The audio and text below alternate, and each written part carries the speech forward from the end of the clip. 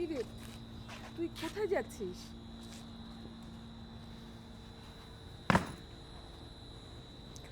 তোমরা যেহেতু পরীকে মেনে নেবে না, তখন আমার এই বাসায় থাকার কোনো অর্থ নাই।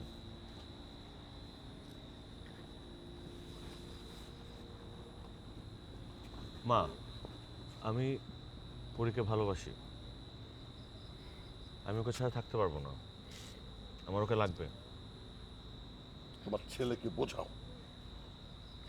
সোনাবীর, আমরা যা করছি তোর ভালোর জন্য করছি। আমি কোনো ভালো মন্দ বুঝতে চাই না তো মা। তুমি এটা বাবাকে বোঝাও। মা, পরীকে আমি অনেক ভালোবাসি, মেয়েটা অনেক ভালো। আবির মেয়েটা অন্ধ। তাতে কি? এই পর্যন্তই ছিল, আর না যাই।